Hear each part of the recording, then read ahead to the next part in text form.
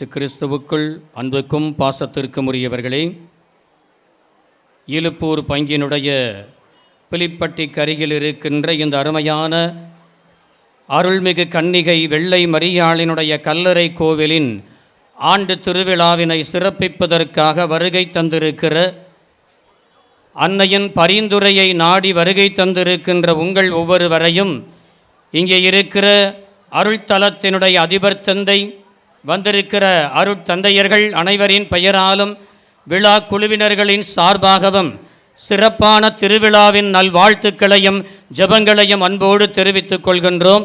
கரம் தட்டி சிறப்பாக நம்முடைய வாழ்த்துக்களை இந்த நேரத்திலே நாம் தெரிவித்துக் கொள்வோம். பிரியமானவர்களே, இவ்வளவு நிழல் மத்தியிலே கொஞ்சம் கூட வெயில் தெரியாமல் இன்றைக்கு நீங்கள் அமர்ந்திருக்கிறீர்கள். இந்த இடம் இப்படி மாறுமா என்கிற ஒரு கேள்வி எத்தனையோ பேருடைய மனதிலே இருந்திருக்கும். ஆனால் இந்த இடத்தை இப்படி ஒரு அற்புதத்தின் அடையாளமாக, அருள்மிகு கன்னிகை வெள்ளை மரியாளினுடைய ஒரு அமைதி நிறை அருள்தலமாக உருவாக்க முடியும் என்பதை இன்றைக்கு நிரூபித்து காட்டியிருக்கிறார்கள். அருமையான அருள் தந்தை, அதிபர் தந்தை அவருடைய முயற்சியினாலும் எத்தனையோ பேர், 500 பேர் அவர் சொன்னார். அந்த 500 பேருடைய சிறப்புமிகு நன்கொடைகள் ஒவ்வொன்றாலும் இன்றைக்கு இந்த தலம் அருமையான ஜபக்கூடம், அருமையான ஒரு ஓய்வு கூடம், இன்னும் மற்ற பொது வழிபெற்ற ஆலயம், இன்னும் வரக்கூடிய நிறைய பணிகள் இருக்கின்றன. இன்னும் சிறப்பான அதிசயங்கள் அற்புதங்களும் இந்த இடத்திலே நடக்க இருக்கின்றது உங்கள் அனைவரினுடைய சிறப்பான ஒத்துழைப்பினாலே. எனவே இந்த அருமையான காரியங்கள் இந்த இடத்திலே அருள்தலம், இந்த இடம் ஒரு தேவ ஆற்றலின் மையம். இந்த அன்னையினுடைய பரிந்துரையால் இந்த இடத்திலே கடவுளின் அருள் குடிகொண்டிருக்கிறது. என் கண்ணை இந்த பீடத்தின் மீது வைத்து நான் உங்களை ஆசீர்வதிப்பேன் என்று சொன்ன அந்த தேவனுடைய வார்த்தை இன்றைக்கு இங்கே நிழலாடுகிறது என்பதை நிரூபித்து காட்டியிருக்கிறார்கள். நாங்கள் உற்சாகமாக கரம் தட்டி சிறப்பாக இந்த நேரத்தில் தந்தை அவர்களுக்கும் அவரோடு இணைந்து பணியாற்றிய ஒவ்வொருவருக்கும் நன்கொடைகள் கொடுத்து சிறப்பித்த அனைவருக்குமாக நன்றி சொல்லுவோம். பிரியமானவர்களே, இந்த அன்னையினுடைய அருள்தலத்தை ஆண்டுக்கு ஒரு முறை நாடி வருகிறீர்கள். அந்த அழகுபடுத்தப்பட்ட ஒரு அற்புதமான கெவி இருக்கிறது. கற்றாழை செடியோரம் கற்புக்காக தன்னுடைய உயிரை காணிக்கையாக்கிய அந்த வெண்ணாடை அணிந்த அந்த வண்ணதேவதை, வீரமிகு அருள்மிகு கன்னிகை வெள்ளை மரியாளினுடைய அந்த விசுவாசத்தை இன்றைக்கு நாம் சான்று பகிர்ந்து கொண்டிருக்கிறோம்.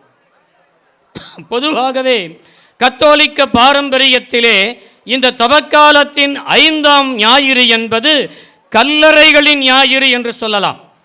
ஏனென்று சொன்னால், எப்படி லாசரை ஆண்டவர் இயேசு உயிர்ப்பித்தாரோ அதனுடைய ஒரு நினைவாகவே இந்த தவக்காலத்தில் நம்முடைய பங்குகளிலே ஒரு மினி கல்லறை திருவிழா, நவம்பர் 2ஆம் தேதி நாம் கல்லறை திருவிழா கொண்டாடுவோம். எல்லோரும் அறிந்த ஒன்றுதான்.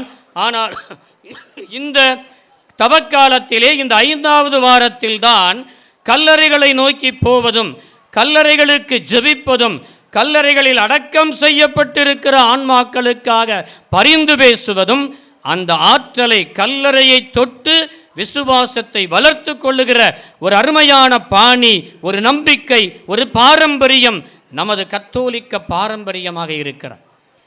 அதனால் தானோ என்னவோ அப்போதிலிருந்தே இந்த 5ஆம் வாரம்தான் இந்த அருள்மிகு கன்னியினுடைய விழா தொடங்குகிறது. அந்த நம்பிக்கையின் அடிப்படையில் தான் இன்றைக்கு நீங்கள் இங்கே வருகை தந்திருக்கிறீர்கள். ஒரு நண்பர் ஒருவரை பார்த்து கேட்டேன், என்ன வருஷம் வந்துடுறீங்களே, தவறாமல் வந்துடுவீங்களா? ஆமசாமி, இன்னைக்கு நேற்று இல்லை, எத்தனையோ வருஷம் நான் விவரம் தெரிஞ்சு வந்துக்கிட்டு இருக்கிறேன். ஒரு வருஷம் நான் வரலனா இந்த அம்மா எப்படி என்னைய வர வச்சிரும். ஒரு வருஷம் இந்த கல்லறை மண்ணை நான் மிதிக்கலைனா என் வாழ்க்கையிலே ஏதோ ஒன்று குறைபட்ட மாதிரி நான் ஃபீல் பண்ணுறேன். அதனால் நான் ஒரு வருஷம் வரலனா அடுத்த வருஷம் வேன் எடுத்துக்கிட்டு 30-40 பேர்த்த நான் கூட்டிகிட்டு வர இந்த அம்மா என்னை வச்சிரும். இப்போ அவங்களுடைய எளிய நம்பிக்கையை பாருங்கள். இந்த வீரமிகு அருள்மிகு கன்னிகையினுடைய பரிந்துரை எந்த அளவுக்கு இன்றைக்கு குடும்பங்களை நிறைத்திருக்கிறது என்பதை நாம் பார்க்கிறோம். அத்தனைக்கும் கடவுளுக்கு நெஞ்சார நன்றி சொல்லுவோம்.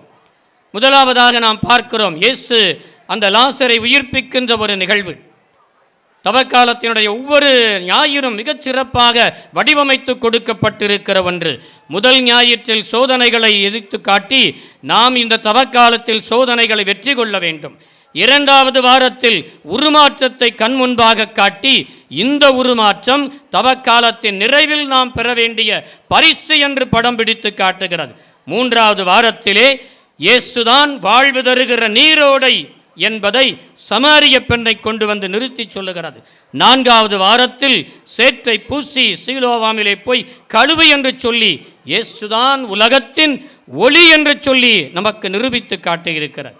இந்த வாரத்திலே உயிர்த்தெழுதலும் வாழ்வும் நானே என்று சொல்லி இயேசுதான் நமது உயிராக ஒளியாக வாழ்வாக அனைத்துமாக இருக்கிறார் என்ற உண்மையினை உணர்ந்து கொள்ள அழைக்கப்பட்டிருக்கின்றோம். இயேசு ஒருவரை மட்டுமல்ல, எத்தனை பேரை உயிர்ப்பித்தார் இயேசு? எத்தனை பேர்? 3 4 5 தெரியல, மறந்து விட்டேன். முதலாவதாக காண்கிறோம் லூக்கா நற்செய்தியிலே, மத்தேயு நற்செய்தியிலே 7வது அதிகாரத்திலே பார்க்கலாம். ஜெபக்கூட தலைவன் யாயிரினுடைய மகன் அங்கே சாக கிடக்கிற வந்து சொல்கிறாங்க, செத்துட்டா அவன் மக, விட்டுறியா? ஏன் போய் இனிமே அவரை தொல்லை பண்ணுற? விட்டுரு. இயேசு, நான் வர்றேன், தைரியமாயிரு, வீட்டிலே போயே அங்கேயே இல்லத்திலே மரித்தவரை உயிர்ப்பித்து தருவதை காண்கிறோம். லூக்கா நற்செய்தி 9ஆம் அதிகாரத்திலே பார்க்கலாம். நயீம் பட்டணத்தினுடைய கைம்பெண்ணின் மகன் வீட்டை தாண்டி ரோட்டுக்கு வந்துட்டான். ரோட்டுக்கு வந்தபோதும் கூட இறந்து போய் பாடையிலே தூக்கி கொண்டு போன மகனை தொட்டு நிறுத்தி உயிரோடு எழுப்பி கொடுப்பதை காண்கிறோம். போகிற பாதையிலே அடுத்த குணம். இது மூன்றாவது. இந்த யோவான் நற்செய்தியிலே 11வது அதிகாரத்திலே காண்கிறோம். கல்லறைக்கு போய் 4 நாள் ஆனவனை கூட இயேசு உயிரோடு எழுப்பி ஒப்படைப்பதை பார்க்கிறோம். இயேசுவுக்குள் உயிர் இருந்தது, அதனால் உயிரை தர முடிந்தது. அன்புக்குரியவர்களே, அந்த யோவான் நற்செய்தியிலே 11வது அதிகாரத்திலே 35வது வாக்கியத்தை நீங்கள் வாசித்து பாருங்கள், உங்கள் மனதிலே குறித்து வைத்துக் கொள்ளுங்கள். இயேசு கண்ணீர் விட்டு அழுதார். விவிலியத்தினுடைய மிகச்சிறிய வாசகம், த shortest word in the Bible என்று சொல்லப்படுகிறது. விவிலியத்திலேயே மிகச்சிறிய வசனம். ஆனால் கடவுள் யார் என்பதை ஊரறிய உலகறிய சொல்லுகிற உன்னதமான அனுபவத்தை தரக்கூடிய ஒன்று. இயேசு கண்ணீர் விட்டு அழுதார். ஜீசஸ் வெப்ட் என்று வார்த்தைகளாலே சொல்லப்படுகிறது. இயேசு முழுக்க முழுக்க 100% அவர் ஒரு மனிதத்தன்மை முழுமையாக கொண்டவர், மனித உணர்வுகளை கொண்டவர் என்பதை வெளிப்படுத்துகிற அற்புதமான ஒன்று. லாசரே வெளியே வா என்று சொல்லி கட்டுகளோடு அவனை வெளியே அனுப்பி வந்து எழுப்பி ஒப்படைக்கிற போது அவர் 100% இறை மகன் என்ற உண்மையினை நமக்கு படம் பிடித்து காட்டக்கூடிய அற்புதமான நிகழ்வை சந்திக்கிறோம்.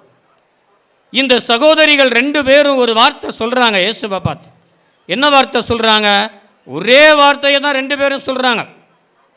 ஒருத்தங்க வர வழியிலே சொல்கிறாங்க, ஒருத்தங்க கல்லறைக்கு வந்தோன்னு சொல்கிறாங்க. மார்த்தாவும் மரியாவும், ஆண்டவரே, நீர் இங்கே இருந்திருந்தால் என் சகோதரன் இறந்திருக்க மாட்டான். செத்த போயிருக்க மாட்டான். நீ இல்லாமல் போனது தான் குறை. இப்போது கூட நீர் கடவுளிடம் கேட்டால் கிடைக்கும், ஏனென்றால் நீர்தான் மெசியா. யோவான் சொல்ல வந்த கருத்து அதுதான். லாசரை உயிர்த்தெழுந்து வந்தது உன்னதமான காட்சி அல்ல, மாறாக இயேசுதான் உயிர்ப்பும் உயிரும் அனைத்துமாக இருக்கிறார். இதைத்தான் யோவான் சொல்ல வந்தார். அது அந்த 2 பேத்து வாயாலையும் சொல்ல வச்சு கடைசியில் இயேசுவே சொல்லுகிறார், உயிர்த்தெழுதலும் வாழ்வும் நானே என்று சொல்லுகிறார். இயேசுவில் பிரியமானவர்களே, இயேசு இன்றும் நமக்காக வாழ்ந்து கொண்டிருக்கிறார். நாம் யாருக்காக வாழ்ந்து கொண்டிருக்கோம்? இறைவனுக்கு முதலிடம் கொடுத்து தன் வாழ்க்கையிலே கடவுளுக்கு மட்டும்தான் முதலிடம், கடவுளுக்கு மட்டுமே முதலிடம் தருவேன் என்று சொல்லி அதற்காகவே தன்னுடைய கற்பை காணிக்கையாக்கி உயிரையும் காணிக்கையாக்கி கற்றோலை செடியாரம் இன்றைக்கு காத்திருந்து நமக்கு பரிந்துரை தருகிற இந்த அருள்மிகு கன்னிகை வெள்ளை மரியாளினுடைய வாழ்வும் அதைத்தான் நமக்கு சொல்லுகிறார். நான் கடவுளுக்காகவே வாழ்ந்தேன், கடவுளுக்காகவே என் உயிரை கொடுக்கிறேன், அவரே என்னை வாழ வைப்பார், என்னை நம்பி வருகிறவர்களையும் வாழ வைப்பேன் என்று இன்றைக்கு சொல்லாமல் இன்றைக்கு சொல்லிக் கொண்டிருக்கிறார் இந்த அருள் தலத்திலே. பிரியமானவர்களே, ஒரு இளம் வயது வாலிப சகோதரி ஒருவர் ஒரு சிறிய ரோட்டு ஓரத்திலே, ஒரு சாலை ஓரத்திலே ஒரு விபத்திலே சிக்கிவிட்டார். அங்கே இருந்த 2 சகோதரர்கள் அவரை தூக்கி மடியிலே வைத்து கொண்டு ஒரு ஆட்டோவிலே ஏற்றி மருத்துவமனைக்கு விரைந்து செல்லுகிறார்கள். மடியிலே கிடக்கிற அந்த சகோதரி சொன்னார், அண்ணா, தயவு செய்து எப்படியாவது என்னை காப்பாற்றி விடுங்கள், எப்படியாவது என்னை காப்பாற்றிருங்கண்ணா. கொஞ்ச நேரம் ஆனிச்சு, ஆட்டோ போய்கிட்டே இருக்குது. மீண்டும் சொல்லுகிறார், எப்படியாவது என்னை காப்பாற்றிருங்கண்ணா, தயவு செய்து என்னை காப்பாற்றிருங்கண்ணா. ஏமா அப்படி சொல்கிற? ஆமாம், நான் எங்கள் அம்மாவுக்காக நான் உயிர்ந்தால் வாழ்ந்தாக வேண்டும். நான் எனக்காக அல்ல, நானும் என் தாயும் மட்டும்தான் இருக்கிறோம். ஆனால் நான் செத்துட்டேன்னா எங்கள் அம்மாவால் அதை தாங்க முடியாது. அதனால் என் அன்னைக்காக, என் தாய்க்காக நான் உயிர் வாழ்ந்தே ஆகணும். எப்படியாவது என்னை காப்பாற்றுங்க. நான் வாழ வேண்டும் என்பதல்ல, என் தாய் வாழ வைத்து பார்க்க வேண்டும். பிரியமானவர்களே, இதுதான் இன்றைக்கு நம்முடைய குடும்பத்தின் உணர்வுகள். இன்றைக்கு நாம் யாருக்காக வாழ்ந்து கொண்டிருக்கிறோம்? நமக்காக வாழ்ந்து கொண்டிருக்கிறோமா? நாம் சார்ந்திருக்கிற குடும்பங்களுக்காக வாழ்ந்து கொண்டிருக்கிறோமா? அல்லது இந்த அருள்மிகு கன்னிகை வெள்ளை மரியாள் இன்றைக்கு நமக்கு மாதிரி காட்டி இருக்கிறாரே, இந்த இறைவனை நம்புகிறேன், அவர் என்னை வாழ வைப்பார் என்ற நம்பிக்கையில் இன்றைக்கு நாம் வாழ்ந்து கொண்டிருக்கிறோமா? இந்த கன்னிகை சொல்லுகிற வாழ்வின் பாடம் அதுதான். உன் வாழ்க்கையிலே கடவுளுக்கு மட்டுமே முதலிடம் கொடு, கடவுளை மட்டுமே நீ நம்பி வாழ்ந்துவிடு, மற்ற அனைத்தையும் அவர் தருவார் என்ற நம்பிக்கையினை இந்த கன்னிகை தன்னுடைய வாழ்வின் வழியாக இன்று நமக்கு சொல்லுகிறார். நாமும் அந்த வாழ்க்கை பாடத்தை இன்று நமது வாழ்வின் பாடமாக ஏற்றுக்கொள்வோம். கடவுளை முழுமையாய் நம்புவோம். கடவுள் கொடுத்த நன்மைகளுக்கு நன்றி சொல்லுவோம். உமக்காகவே என் வாழ்க்கையை தருகிறேன் என்று சொல்லி இயேசுவிலே மையம் கொண்டு இயேசுவுக்காக அனைத்தையும் கொடுத்து வாழ்வோம். வாழ்க்கையை பெற்றுக்கொள்வோம். ஆமென்.